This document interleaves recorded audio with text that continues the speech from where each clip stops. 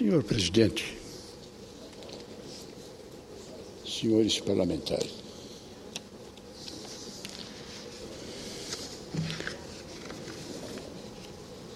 um comentário paralelo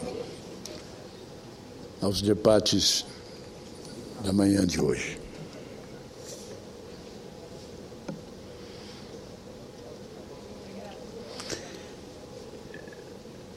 O Globo publicou no dia 3 do mês: ex-dirigentes do Banco Nacional são presos no Rio por crime financeiro.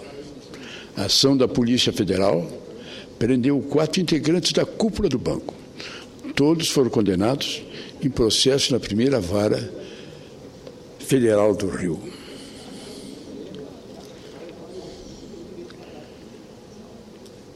O Banco Nacional sofreu intervenção do Banco Central na década de 1990.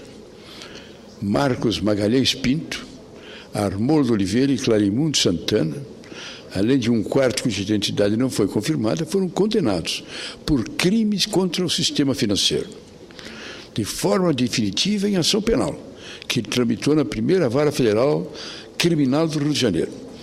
As penas variam de 8 a 17 anos. O advogado Nélio Machado, que defende os 3 acusados, informou por telefone à TV Globo que vai entrar com recurso. Segundo ele, provavelmente será um habeas corpus. Comentário. Após 23 anos, os judiciários são condenados em primeira instância na Justiça Federal. Aquele célebre caso, eu já estava aqui, que ocorreu no Banco Nacional de Minas Gerais, e com o dinheiro enorme que o Banco do Brasil colocou lá, 23 anos depois, os seus diretores foram para a cadeia, foram condenados. Essa é uma notícia do dia 13 de setembro,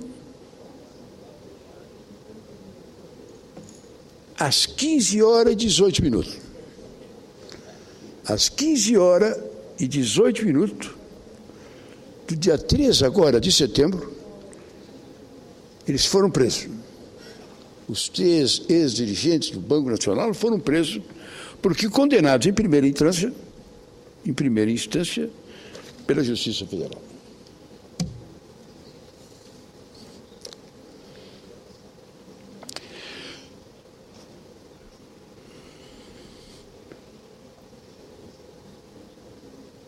No mesmo dia,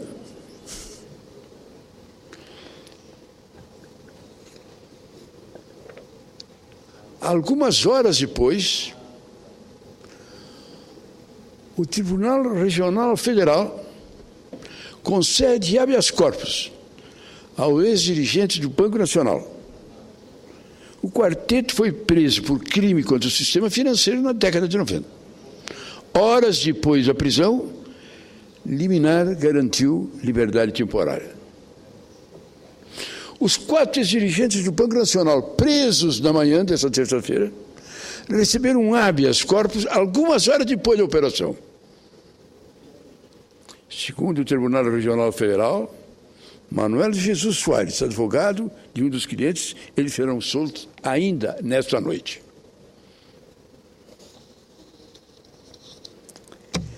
Essa é a realidade do Brasil.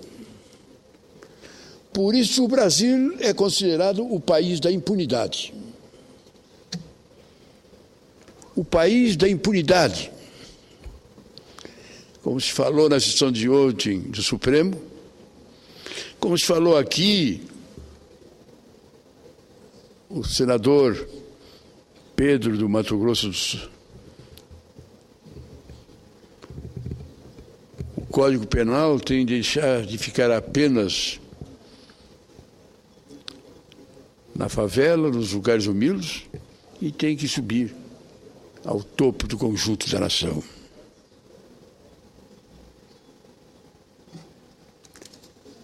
Essa é a realidade do Brasil.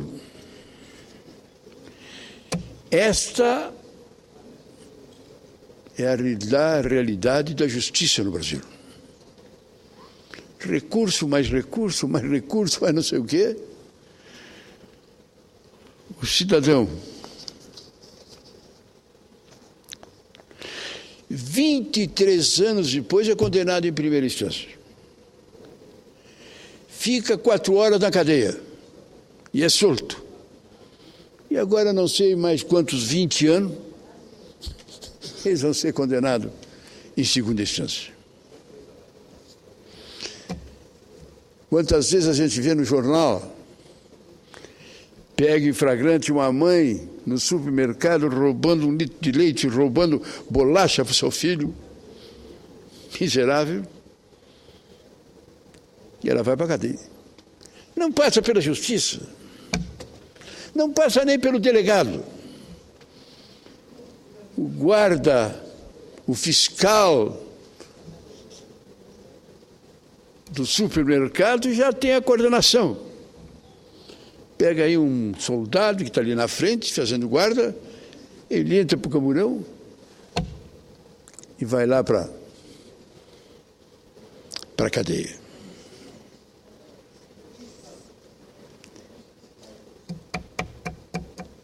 Era esse o grande debate que nós estamos assistindo no Supremo Tribunal, que vive o momento mais extraordinário, mais importante da sua vida.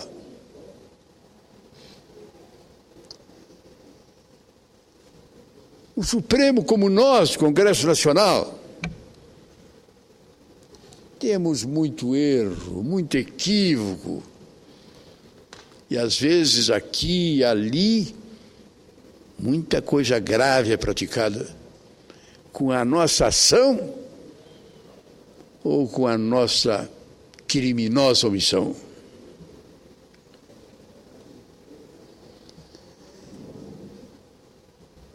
Por isso, esse ano todo o Brasil olhou para o Supremo. Nunca aconteceu nada parecido. Não apenas a TV Justiça,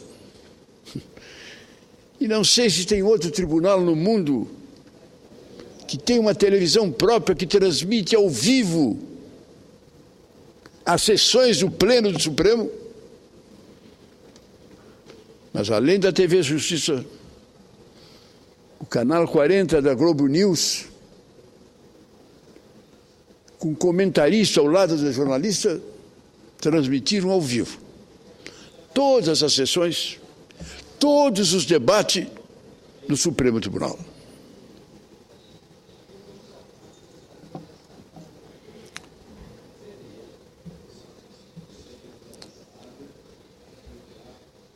O relator, o presidente, hoje do Supremo, firme e convicto nas suas ideias, e o revisor, mais ainda.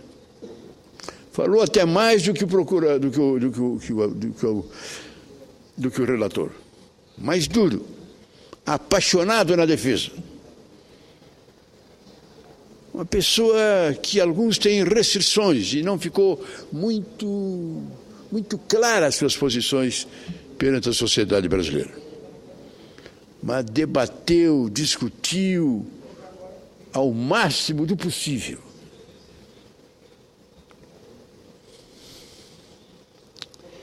E chegamos ao dia de ontem.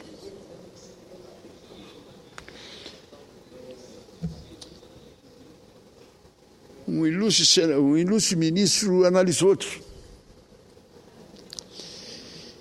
o quórum estava mudando ali, porque 3 ministros novos indicados pela presidência da República, os 3 decidiram, votando do mesmo lado.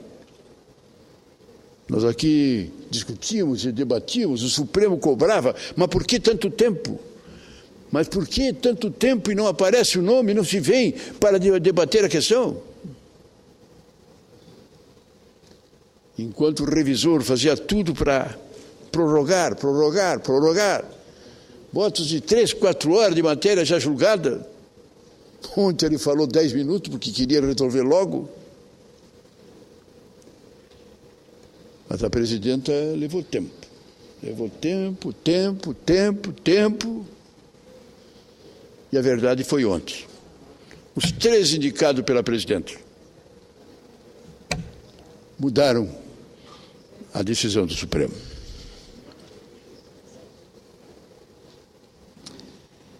E fica na figura de Celso Mello a grande decisão.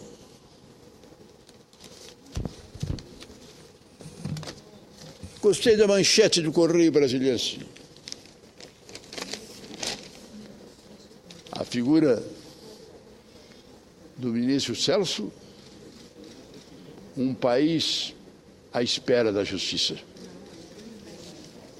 Na verdade, eu não me lembro, na história do Supremo, um momento que nem este e uma expectativa que nem esta. Eu sempre tive o maior respeito pelo ministro Celso de Mello. Inclusive, nesse processo, foi o juiz mais enérgico, mais duro e mais rígido na condenação de alguns atos de alguns réus que ele lamentava porque, em sendo importantes e responsáveis em altos cargos da República, tinham exatamente cometido os crimes que não poderiam terem cometido. Quarta-feira ele decide.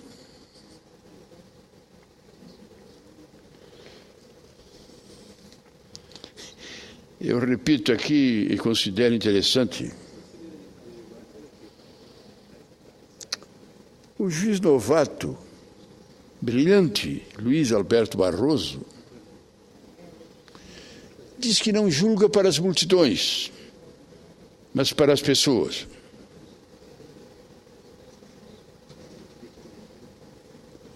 E pergunta aqui se no meio da multidão ele perguntar a um pai, a um filho,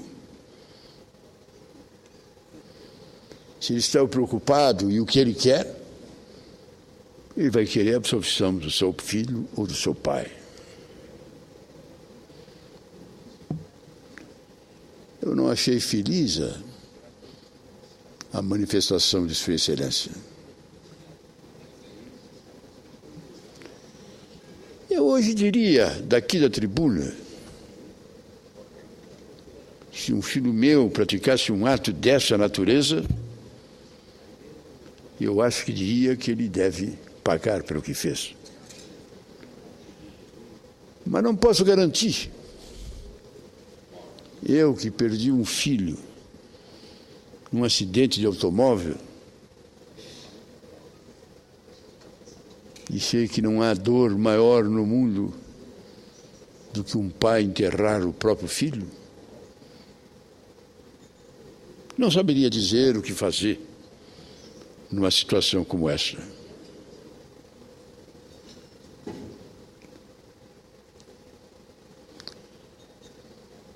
Mas eu creio que na multidão,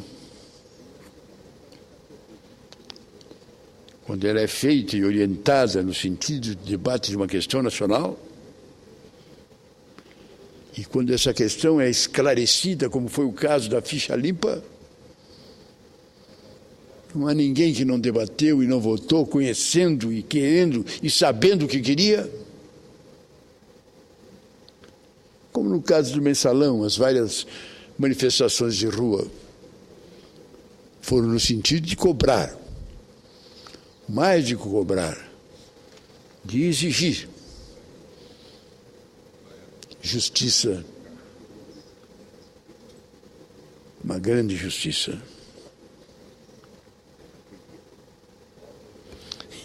Eu volto a repetir, interessante. O velho querido Ulisses, quando lhe disseram que o Médici, respondendo a uma manifestação, disse que jamais agia sob pressão e não se preocupava com pressões de massa. Ulisses respondeu ao general de plantão no Planalto: eu só ajo sob pressão. E, na verdade, ele e aquela equipe que lutou e se esforçou para trazer a democracia, tínhamos na nossa frente e atrás de nós a pressão popular, a pressão da sociedade. E foi essa pressão, foi o povo na rua que conseguiu a democracia para o nosso país. O Congresso não conseguiu.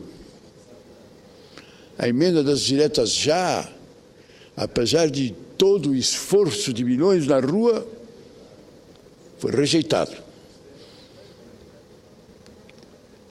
Mas o povo continuou. E na hora da votação, a revelia de tudo que se imaginava, a ditadura foi derrotada e Tancredo foi eleito.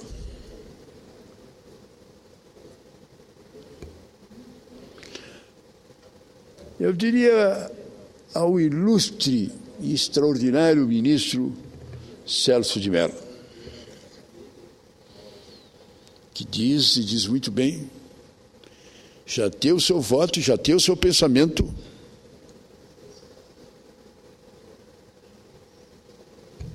e está tranquilo para quarta-feira. Eu creio que o ministro Celso de Mello, como todos os brasileiros, acompanharam 50 anos depois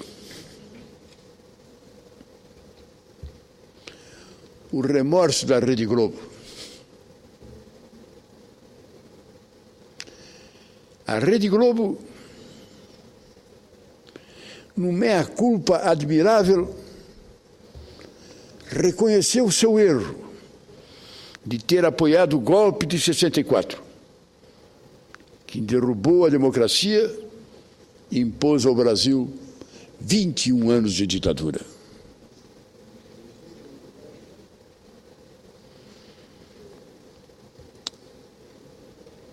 A nação não pode esperar. Nessa hora e nesse momento, ilustre ministro Celso de Mello, que nós vivemos uma etapa importantíssima da nossa caminhada. Os jovens na rua, cobrando de nós, Congresso Nacional, e conseguindo, como aquela de num dia a Câmara dos Deputados, por ampla maioria, absolver o deputado da cassação, e alguns dias depois, com os jovens na rua, cobrando, por unanimidade, determinaram a cassação. E isso foi a multidão na rua. E isso é o povo que está cobrando, que está avançando. E podemos dizer que por todos os lados o Brasil está caminhando. Quem estava na frente de toda essa caminhada não era o Congresso, muito menos o Executivo, era o Supremo Tribunal. Pela vez se via o Supremo Tribunal funcionando, agindo, tomando posição. Não nos esqueçamos que esse senador, esse deputado cassado pelo tribunal, absolvido pela Câmara e depois condenado, ao que sei, foi o primeiro deputado cassado pelo Supremo. Nós aqui na Câmara já cassamos dezenas e dezenas de deputados e senadores. Nós aqui já cassamos senadores e cassamos deputados. O Supremo, o primeiro. Foi esse que aconteceu agora. Então era de se entender a expectativa da sociedade brasileira em cima do Supremo, que vinha agindo com muita dignidade. Eu não fui muito simpático à ação do revisor. Um homem que eu respeito, um homem de bem, que tinha suas ideias, mas o seu estilo, a sua forma, o seu exagero em boicotar se chegar ao final, mas chegou-se ao final.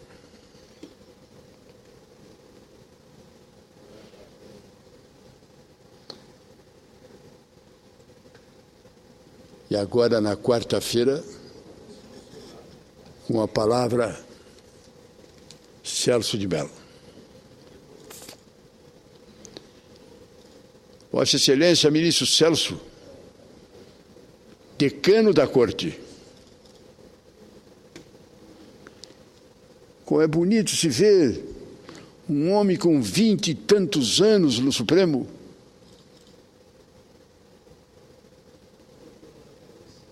é inabalável a credibilidade, o respeito à Sua Excelência.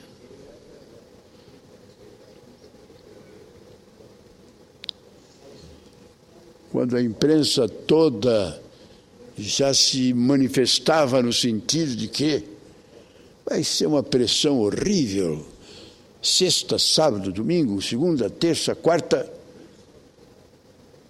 ele falou à imprensa com a maior tranquilidade: eu já tenho meu voto, eu já tenho a minha decisão, nada vai me influenciar, não tenho nenhuma preocupação com quem quer que seja, imagine que possa ter uma influência sobre mim.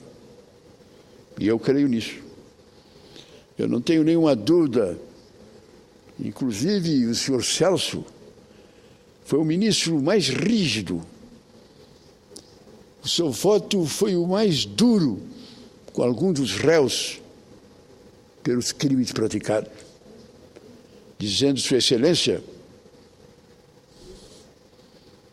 que as pessoas, pelas posições que tinha, pela esperança que o Brasil depositava nele, não podiam fazer o que fizeram, uma traição à pátria e ao povo brasileiro. Agora, a discussão é interessante. Este embargo infringente, para nós, até ontem, nós tínhamos um Supremo Tribunal Federal que era a palavra definitiva. Era quem dava a voz final e o julgamento definitivo. O Supremo decidiu. Está decidido, vamos recorrer a quem?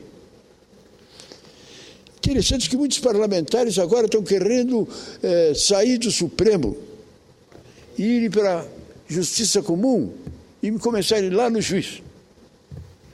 Mas esses 40 anos, nenhum senador, nenhum governador, nenhum deputado, nenhum prefeito quis ser julgado na Justiça Comum. Todo mundo queria o juizado especial. Infelizmente, ficava na gaveta do Supremo e não ia adiante. O deputado e o senador preferia fórum especial, vai lá para o Supremo. Mas o motivo era um só. Da gaveta do Supremo não saía. Muitas vezes, como durante os 8 anos de Fernando Henrique, não saía da gaveta do brindeiro, procurador, conhecido mais como arquivador, lá no Supremo Tribunal. Agora, de repente, nós ficamos sabendo, meus amigos, que o Supremo Tribunal Federal não é o último recurso. O Supremo Tribunal não dá a última palavra. Quem é a última palavra se chama embargo infringente. Quer dizer, é condenado no Supremo Tribunal. é condenado em última instância pelo tribunal importante desse país. Mas teve um embargo infringente. E me desculpe, senhores ministros do Supremo, soa mal na sociedade. Buscar lá da gaveta um tal de embargo infringente que nunca foi usado nessa circunstância. Nunca foi usado nessa circunstância. O ilustre senhor Barroso, jurídico, homem de justiça, de capacidade, de competência imensa, se orgulha de dizer isso. Vai buscar lá na gaveta. Um artigo do regimento do Supremo. Depois desse artigo do regimento do Supremo, veio a Constituição Libertária de 88. Porque esse artigo do Supremo foi feito na época da ditadura. Na época que os marechais, presidentes nomeados, faziam o que queriam. Depois dele veio a Constituinte. E depois da Constituinte veio a lei. E nessa lei não tem isso. Nunca se discutiu. Agora vem se dizer, mas tem um embargo de... É piada. Me desculpe, meus irmãos, numa hora desta, num momento deste, no Brasil vivendo a sua hora mais importante, mais significativa, a alegação não tem explicação. Um processo que foi o mais democrático, eu duvido em algum lugar do mundo, em alguma época, que um processo foi tão aberto, foi tão democrático, foi tão acompanhado pela sociedade do Brasil e do mundo. Televisão ao vivo. Até se pergunta, e muitas vezes debate nos Estados Unidos, eles dizendo, eu não entendo como é que uma decisão do Supremo Tribunal é transmitida ao vivo. Pois foi transmitida ao vivo. Todas as sessões. A TV Senado, a TV Justiça, tudo bem, a TV Justiça, mas a Globo News, uma empresa particular, transmitiu ao vivo. Com um jurista, cada vez um jurista diferente, com independência, com absoluta independência, não fazendo o pensamento da Globo, de quem quer que seja, não. O jurista dava o pensamento e explicava à sociedade, explicava aos que estavam apreciando, aos que estavam assistindo, as coisas que estavam acontecendo. Durou o tempo que quis. O seu revisor falou pela vida inteira, bateu o seu recorde de falar. Os advogados tiveram todas as amplas oportunidades. Agora, meu querido ministro Celso de Mello, porque lá não sei aonde, Vossa Excelência fez uma referência ao embargo infringente, dizer que Vossa Excelência está preso àquela declaração. Vossa Excelência está preso ao Brasil de hoje. A Globo, digo de novo, fez o meia-culpa 50 anos depois. Mas foi um ato admirável da Globo botar uma página de jornal dizendo, nós erramos. Ao dar apoio ao golpe e à ditadura, nós erramos. Praticamos um erro muito grave. Será, ministro Celso de Mello, que depois do seu voto nós vamos ter que esperar 50 anos para o senhor pedir desculpa? Mas eu não imaginava.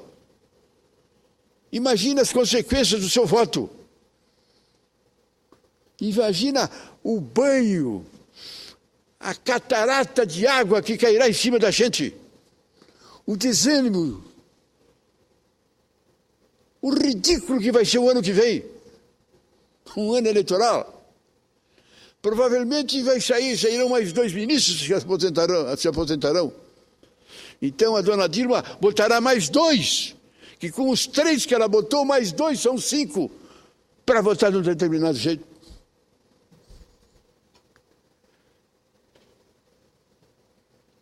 E aí sim, nós vamos ver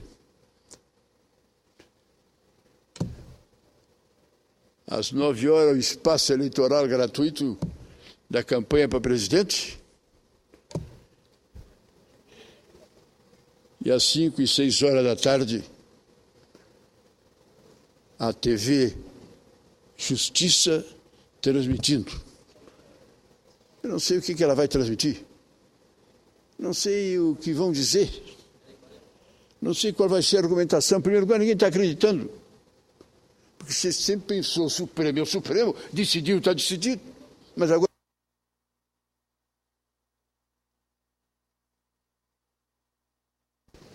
E se novamente nessa votação de 11 tiverem mais votos com relação aos réus, quem diz que não pedirão um novo embargo divergente? Se estão um, por que não dão dois? Não tem lugar nenhum que diz que não pode. Lugar nenhum diz que não pode. Apenas estamos encerrando. O Supremo não é a última instância. Olha, senhor presidente,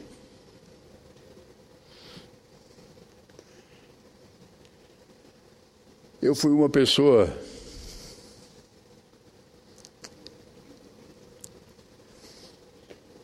que eram as circunstâncias que eu, guri, 15 anos, estava lá em São Borja no enterro de Getúlio Vargas.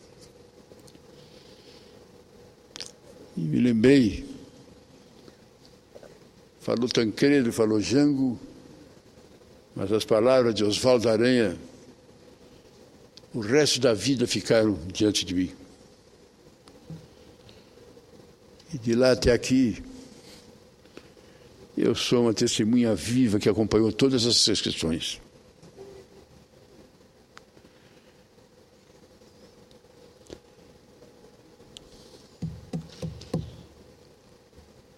Eu acreditei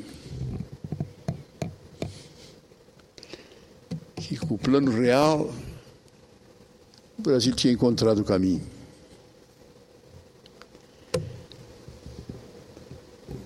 Infelizmente, o Fernando Henrique, o ilustre, imortal, aliás, está no lugar que eu achei que ele sempre devia estar. Lá ele merece. A Academia Brasileira de Letras foi feita por Fernando Henrique. Presidente da República, não sei, foi um acaso.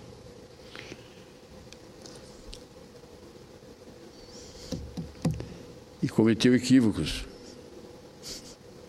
entre os quais privatizar de graça a Vale do Rio Doce.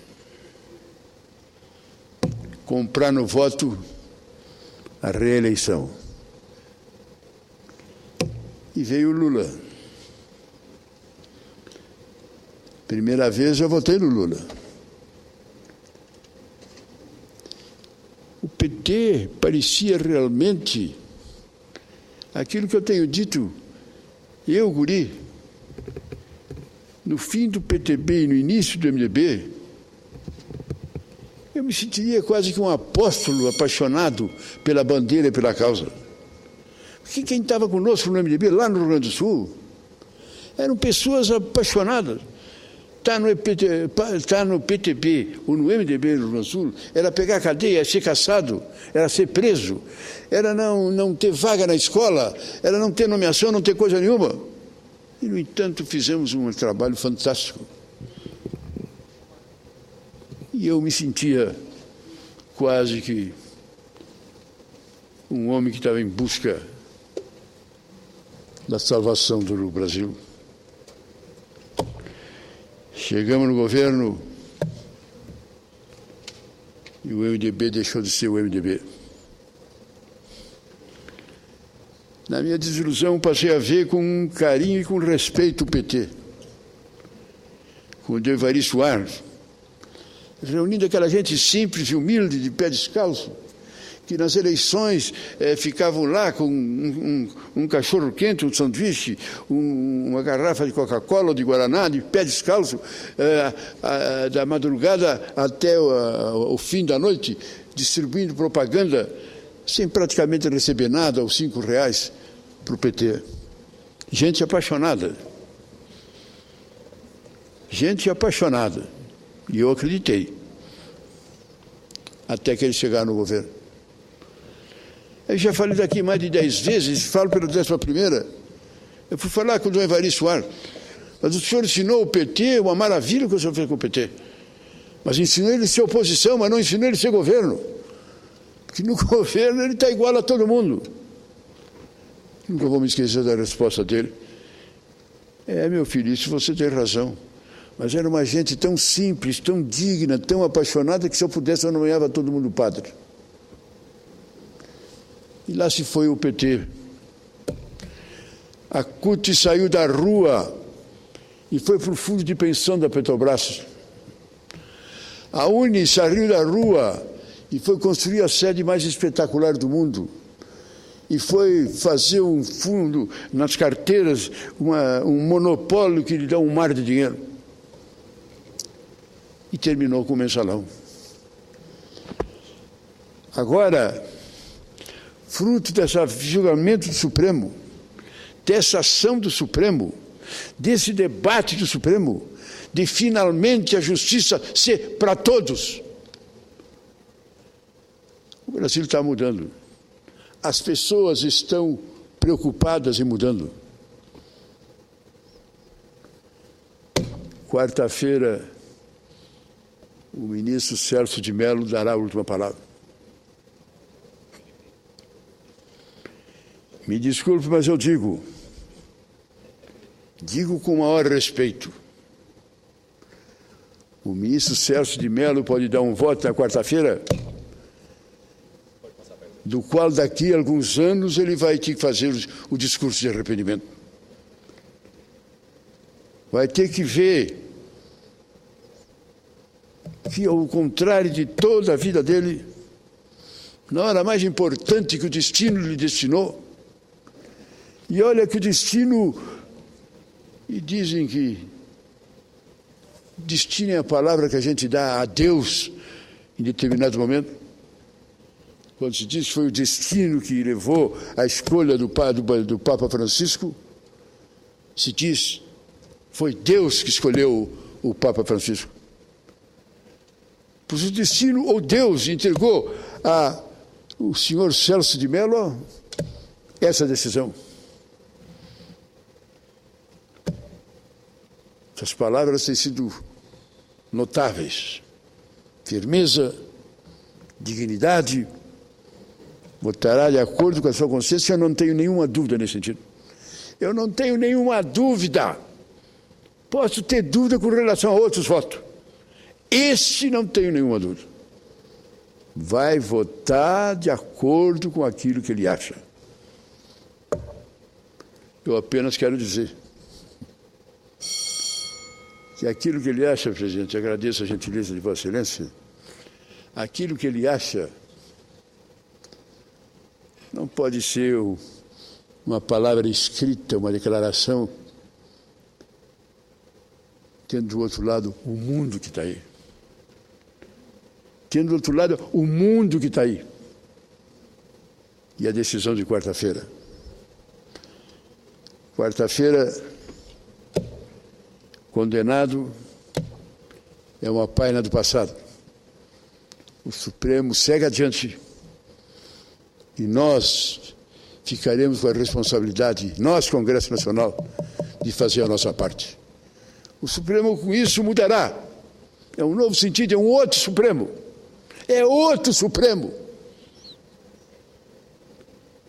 E obrigará este Congresso a ser um outro Congresso.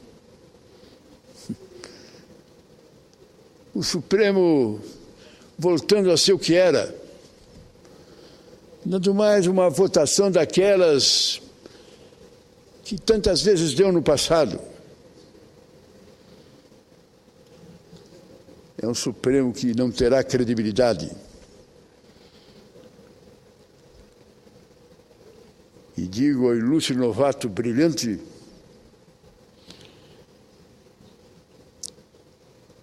que ele pode não votar com o povo. E eu concordo, ele tem que votar com sua consciência. Mas ele tem que votar com a melhor para o povo e para a sociedade. E o nosso ilustre Celso de Mello. Interessante. Eu não me lembro tantas ocasiões que nem esta, que foi colocado nos ombros de uma pessoa uma responsabilidade tão intensa. Eu não me lembro. Eu me lembro de João Goulart. Eu estava lá, na casa do comandante do Terceiro Exército, o Brizola insistindo para que ele resistisse. O comandante do Terceiro Exército disposto a iniciar a resistência. Mas quando veio a informação de que a tropa naval estava na fronteira do Rio de Janeiro, pronta para enterrar, ele preferiu a renúncia. Ele preferiu a renúncia. Foi uma decisão fantástica, que ali estava ele renunciar e ficar uma ditadura, ou ele resistir e irmos para uma guerra civil.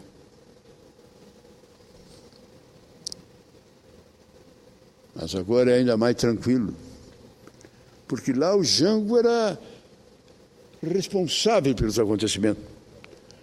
Como presidente, derrubou o parlamentarismo, que eu achei muito triste para mim. Continuava o parlamentarismo, era uma das grandes coisas que eu vi se fazer, foi criar o parlamentarismo e, na minha opinião, devia ter ficado. Ele era agente, responsável pelos atos, corresponsável. Aqui não. Aqui nós temos um juiz, uma biografia na qual não se vê, não se tem conhecimento de um fato, de uma vírgula que não seja de bem. E olha que até no Supremo já tivemos condenações, discussões de A com B, algumas muito pesadas.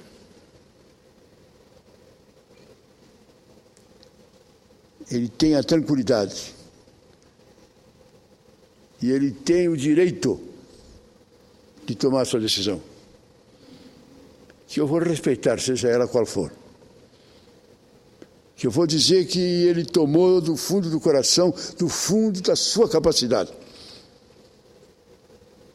mesmo que ela for contrária àquilo que eu estou pensando. Mas eu não tenho nenhuma dúvida, ilustre membro do Supremo, se a decisão for uma, nós temos um novo Brasil a partir de quarta-feira. As coisas se modificarão. O debate aqui da reforma política desse jovem lá do senador do Nordeste, do Norte, será bem diferente, que nós estaremos debatendo dentro de uma nova realidade. Se for a outra decisão, estaremos assistindo como se fora um repeteco de um filme que a gente não gostou e mandou passar de novo para mudar o final.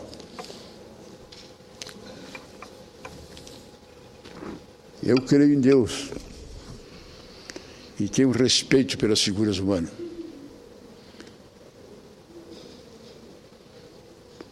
De hoje, a quarta-feira, o ministro estará nas minhas orações. Eu peço a Deus que o ilumine.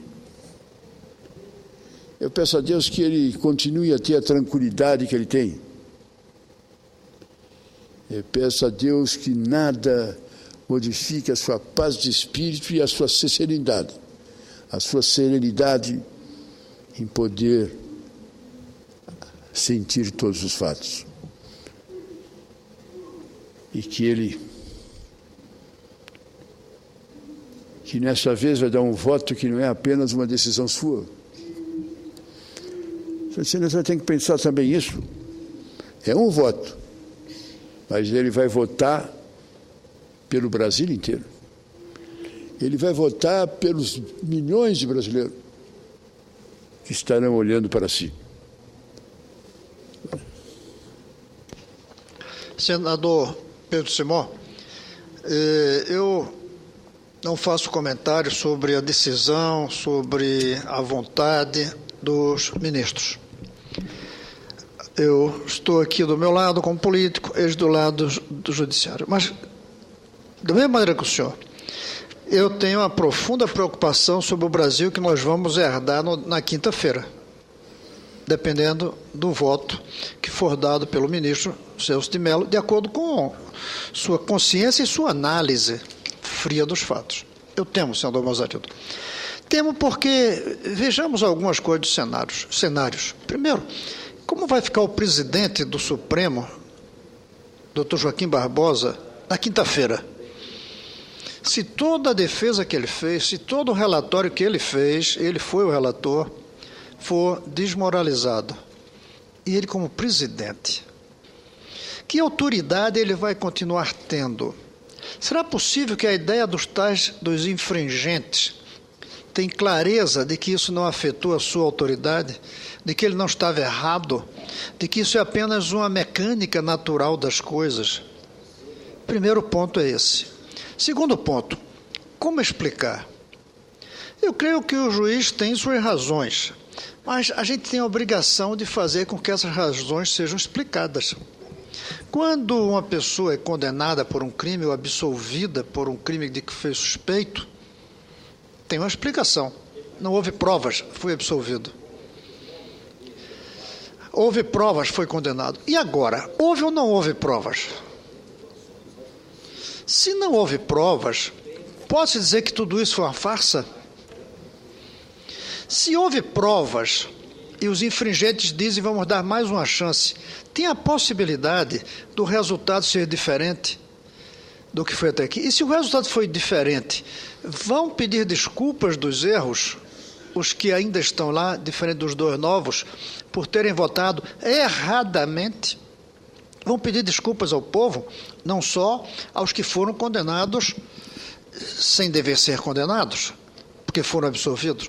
Eles vão pedir desculpa a esses condenados pelo sofrimento que eles passam, e ao povo, porque em algum momento sentiu que no Brasil a impunidade tinha acabado.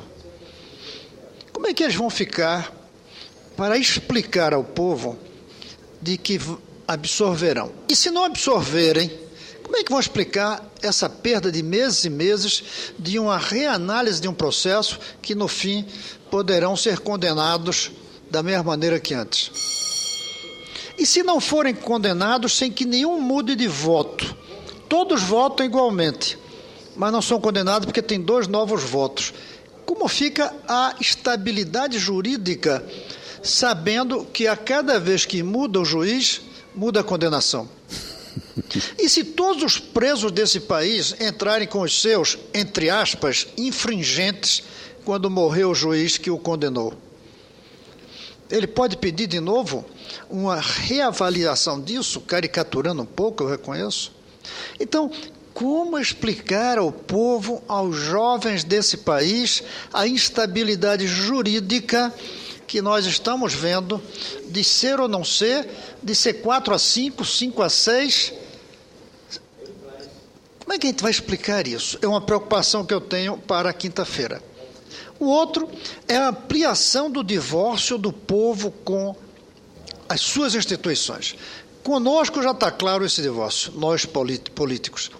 Agora fica o divórcio com as instituições jurídicas.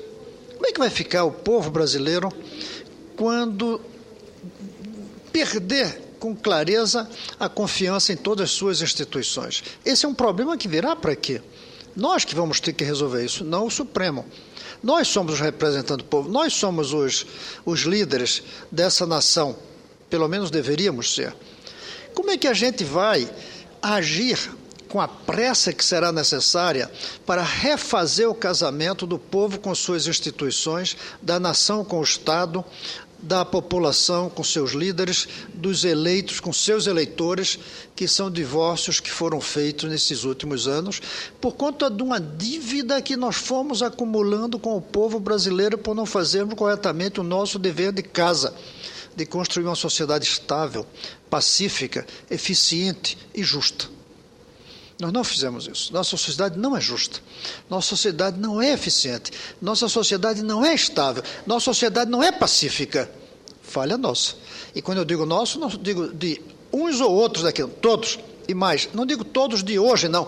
Eu digo todos do passado também. Nós não conseguimos fazer isso. E aí vem mais um fato agregando a indignação com o divórcio. Porque o que há de diferente hoje, para alguns meses atrás, é que antes o divórcio já havia, mas os parceiros não tinham percebido, um deles, a situação do divórcio. Agora ele percebe e fica indignado. O voto da quarta-feira é jogar uma gasolina no fogo da indignação popular. Não vou discutir se é certo ou errado. Eu até entendo que o juiz deve tomar suas decisões sem olhar o povo, mas o problema vai chegar para a gente. Nós vamos ter que enfrentar o incêndio que provavelmente se ampliará na nossa sociedade. E com razão. Porque eles não vão entender. Porque se tivesse havido nós fossem inocentados logo no começo, as pessoas podiam até ficar meio indignadas, mas tinham que se submeter a uma lógica. Até porque tem muita gente que fica indignada porque não gosta dos que estão sendo julgados ou porque não gosta do partido que está sendo julgado, mas depois deles terem sido condenados, voltar atrás, nós vamos ter muita dificuldade de explicar e de refazer o pacto social diante da indignação. E, finalmente, para colocar só mais um ponto, é a suspeita, que é uma coisa que eu já levantei aqui mais de uma vez. Eu nem acho que, na prática, haja razão para essa suspeita. Mas ela há. Ela existe. Porque há uma suspeita de que o voto de um juiz depende do presidente que o nomeou. O julgamento dos últimos meses mostra que isso não acontece. Muitos foram nomeados, quase todos, pelo atual governo, ou o governo anterior, que é uma só continuidade, como a própria presidente Dilma, que disse que o Lula nunca saiu do governo, foram nomeados e mesmo assim condenaram. Isso apagou um pouco a suspeita, mas durante meses se discutiu pesou uma espécie de suspeição, que é lamentável, é triste. Daí a gente tem que mudar os critérios para a escolha dos ministros do Supremo. E outras personalidades dessa. De tal maneira que não seja algo que pareça nomeado apenas com uma sabatina que a gente sabe que tem sido de faz de conta. Aí passa a ideia de nomeação. Nomeação. Os outros juízes são concursados. Por que há juízes, algumas instâncias superiores, nomeadas? Tem que ser até escolhidas se não forem fruto de um concurso. Escolhido não é o mesmo que nomeado. A diferença entre nomeado e escolhido é que o nomeado depende de uma pessoa. O escolhido depende de forças diferentes sendo consultadas e analisadas. Hoje, os ministros supremos são nomeados, com uma passagem por aqui, numa sabatina, que é pro forma. Tanto que, em toda a história da República, se eu não me engano, um só indicado pelo presidente da República não foi aprovado pelo Senado. Um só. E mesmo assim foi por razões políticas aqui de dentro. Uma razão má, não foi uma razão boa. Pois bem, na quinta-feira nós podemos acordar com uma tremenda ressaca social, política, cultural, uma profunda angústia de muitos milhões de brasileiros diante do resultado que acontecer. Eu não quero com isso influenciar o ministro Celso de Mello. Eu quero chamar a atenção de nós, que estamos aqui, que vamos continuar no dia seguinte a dirigir, pelo menos deveríamos, os rumos desse país, que nós vamos ter um país muito, mas muito mais complicado. Nós vamos ter uma população muito menos, mas muito menos ainda confiante em todos nós que fazemos parte dessas instituições. O desafio para nós é tão grande quanto o do ministro Celso de Mello. A diferença é que o dele está personalizado, o desafio. No nosso caso, a gente dilui entre todos nós os muitos políticos que temos nesse país. Mas a nossa responsabilidade vai ser refazer o pacto posteriormente. E deixando claro que a quebra do pacto não é culpa dele, nem do Supremo, é culpa nossa, mas aconteceu. O que eles vão fazer pode agregar gasolina a essa falta de um casamento, de um pacto, a essa sensação de divórcio entre o povo e os seus líderes, entre os eleitos e os eleitores, entre o Estado e a nação. Cabe a nós, na quinta-feira, trabalharmos para reconstituir esse pacto, dependendo do voto da quarta-feira. Eu agradeço demais a parte de Vossa Excelência. O conteúdo social, com uma serenidade bem melhor que a minha, que eu não nego que faço um esforço muito grande para não externar uma paixão que eu venho há tanto tempo, vi tantas causas e perdemos tantas oportunidades. Será muito triste realmente se essa for mais uma. Por isso, senador Cristóvão,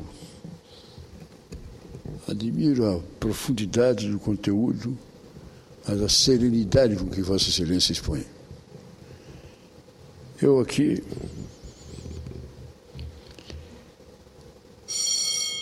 confio na decisão de Celso de Mello. Confio. Sua Excelência é um homem reto, com um pensamento determinado.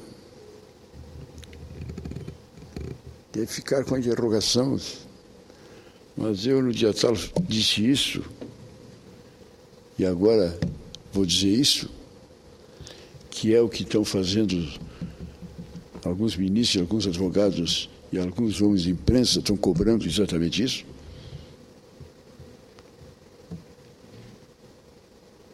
Que Deus inspire o ministro Celso. Tem uma página branca na história desse país. Tem uma página que o destino colocou na frente de Vossa Excelência. Depois de uma guerra, de uma luta que lá se vão tantos anos, milhares de pessoas, não sei quantas milhares e milhares de páginas tem o processo, quantas dezenas ou centenas de processos se acumulam. Mas finalmente chega o dia de quarta-feira, uma página em branco, que será escrita por o senhor Celso de Mello e que dará o destino final. Interessante como a vida tem isso. Briga para lá, para cá, debate, leva, tenta avançar, recua, não consegue, não sai, não avança. E de repente aparece isso. O dia é para valer. O dia é definitivo. E a palavra é de o senhor Celso de Mello. Daqui já digo antecipadamente, seja qual for a decisão de Sua Excelência, eu tenho certeza que Sua Excelência fará, de acordo com a sua consciência, o que ele achar o melhor. Que Deus o inspire e que os brasileiros rezem para que Celso de Mello siga o bom caminho. Muito obrigado pela tolerância de Vossa Excelência, senhor presidente.